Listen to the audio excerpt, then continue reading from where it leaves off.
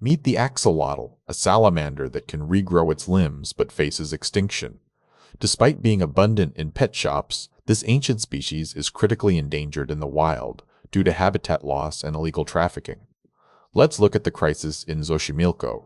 In 1998, there were an estimated 6,000 axolotls per square kilometer.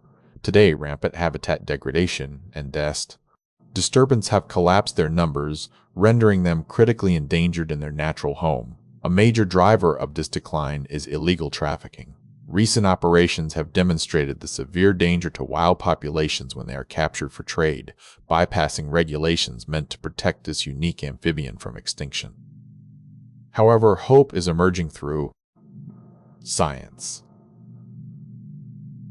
Researchers from Mexico's National Autonomous University launched the first census of wild axolotls in Xochimilco in a decade to gather critical data for future conservation strategies.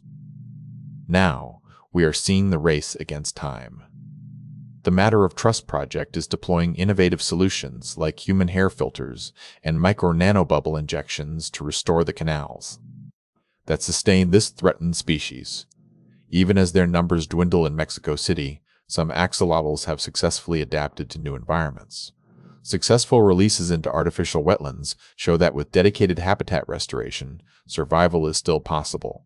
From regeneration abilities to the fight for their home in Xochimilco, the axolotl's story is a reminder that even ancient species need urgent protection before it is too late.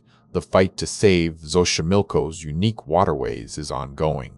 What other endangered species should we focus on? Let me know in the comments and subscribe for more deep dives into wildlife conservation.